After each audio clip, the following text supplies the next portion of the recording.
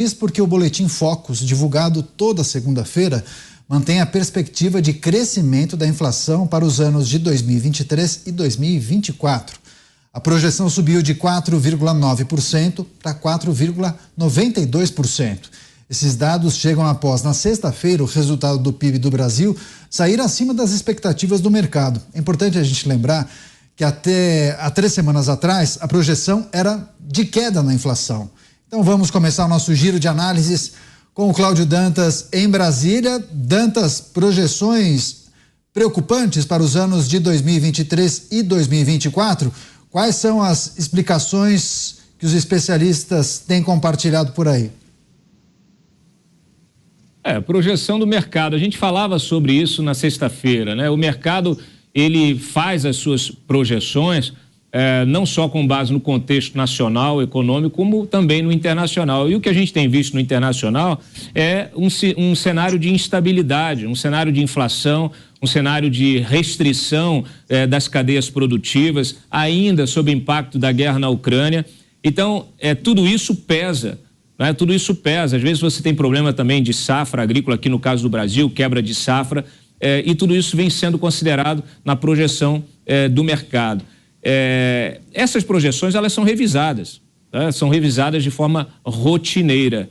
A gente precisa acompanhar, né? Mas de fato já era previsto no primeiro semestre que a inflação no segundo semestre, especialmente, ela começaria a subir, e isso pode criar um cenário desafiador para o Banco Central e deixar o governo ainda mais irritado, né? Com vamos dizer assim, o perfil conservador adotado lá pelos técnicos do Banco Central e pelo próprio presidente Roberto Campos Neto, que tem conseguido manter a estabilidade monetária em função da aplicação dessa política conservadora. E é isso que a gente precisa sempre ressaltar aqui, parabenizá-lo, apesar dos ataques que ele vem sofrendo desde o início do ano.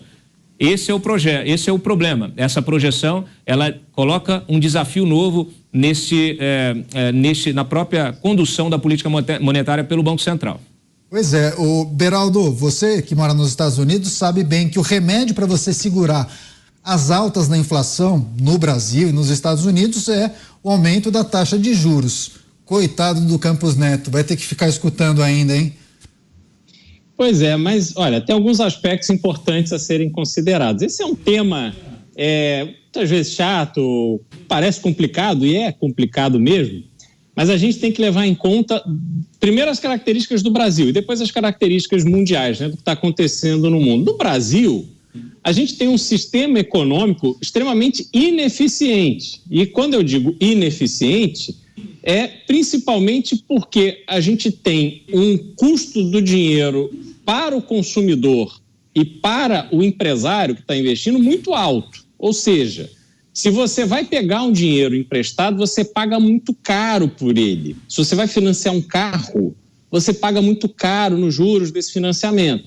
E aí, quando você tem o Banco Central dizendo, olha, vamos reduzir 0,5% na taxa de juros, o custo para o consumidor é tão alto que tanto faz. Você vai comprar ou não vai comprar o carro por outras razões, não é por causa disso. Os juros não estão caindo pela metade, você não vai sentir um impacto efetivo no seu bolso, né? Então, o remédio no Brasil ele tem que sempre ser mais drástico, porque a gente tem uma ineficiência no sistema bancário. Não tem concorrência bancária no Brasil, e isso é parte do problema, é uma parte principal do problema, e é por isso que a gente, quando vê a dívida de cartão de crédito, as pessoas estão pagando 400% ao ano de juros, o que é absurdo. Isso é assim, dinheiro que sai do bolso do consumidor e entra no cofre dos bancos para darem esses resultados maravilhosos, multibilionários que a gente vê trimestre após trimestre.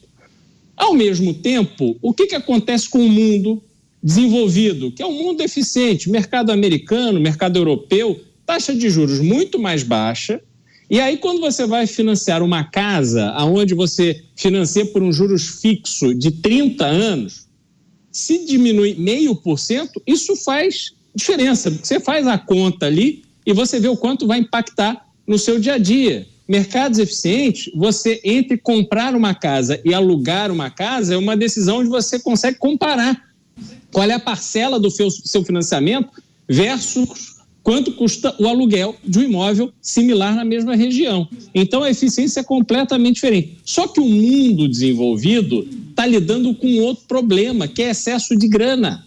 A gente precisa lembrar que desde 2008, quando houve a crise bancária nos Estados Unidos e na Europa, o remédio adotado tanto pelo Banco Central americano quanto pelo Banco Central europeu foi imprimir dinheiro aos bilhões todo mês.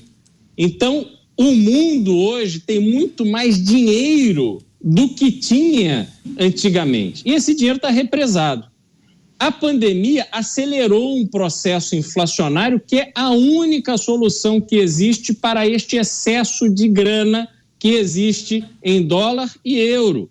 E o Brasil sofrerá as consequências desta inflação necessária no mundo desenvolvido, porque quando você olha para a inflação americana e a inflação na Europa, a gente precisa lembrar que nesses lugares o desemprego é mínimo. Os Estados Unidos hoje praticamente não tem desemprego. Se você quiser trabalhar, você vai trabalhar. E o Brasil não. O Brasil sofre com taxa de juros alta, desemprego alto, ineficiência na economia, quer dizer, tudo desarrumado. Só que teremos que pagar a conta da nossa incompetência. É isso que vai acontecer. José Maria Trindade, aumento das projeções para a inflação. De que maneira o Ministério da Fazenda e também o governo federal devem ficar atentos com isso? Pois o orçamento para o ano que vem, que foi apresentado no Congresso Nacional, prevê uma inflação de 3,3% no ano que vem. Quer dizer, é bem pequena, bem baixa a inflação, né? Inflação anual. A expectativa é de que seja uma inflação maior. A economia mundial passou por um solavanco muito grande. Houve uma retração durante a pandemia, uma retração muito grande, e logo depois da pandemia, todos queriam comprar alguma coisa, porque houve uma certa economia. As pessoas ficaram em casa, não viajaram, não trocaram de carro, enfim, houve uma retração da economia. Logo depois da Covid, né? A economia foi inundada de demanda e poucos produtos à disposição. Então, todo mundo queria comprar serviços, carros, e não tinha. Então, esse choque acabou provocando uma inflação mundial muito pesada, muito séria. E aqui no Brasil, o Campos Neto previu isso e se segurou tirando dinheiro do mercado, né? Fazendo esse enxugamento. E como se faz isso? Tornando o dinheiro mais caro, ou seja, aumentando a taxa de juros. E foi o que ele fez. O Brasil, senhores, chegou a uma inflação menor do que a inflação dos Estados Unidos, menor do que a inflação da Inglaterra. E mesmo assim, apanhou muito o presidente do Banco Central, Campos Neto, porque os juros estavam altos. Esse desequilíbrio da economia é visível. Quanto custa uma passagem Brasília-São Paulo de avião? Ninguém sabe. A empresa coloca o preço que quer e vende tudo. Os carros venderam todos, olha o preço de carro. O carro está mais caro do que casa, né? Então, assim, por que a inflação? É porque as pessoas estão comprando. E é por isso, para evitar esse excesso de dinheiro no mercado e esta demanda por comprar, é que se faz um aumento de juros. E foi eficiente.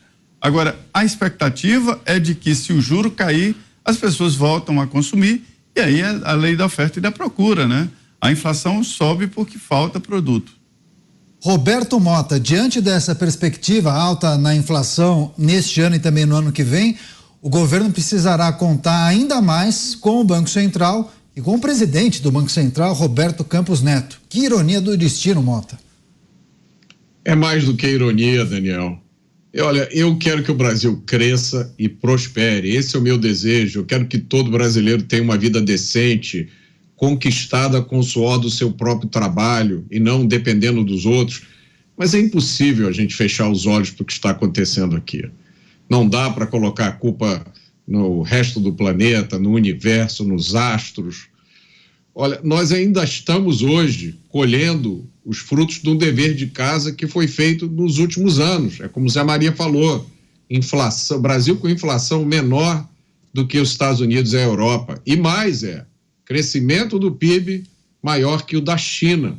Foi isso que a gente teve ano passado, porque a gente tinha um gigante chamado Paulo Guedes, comandando a área econômica do país. Paulo Guedes foi substituído por ideólogos, por um grupo que acha que o mundo parou na década de 1980.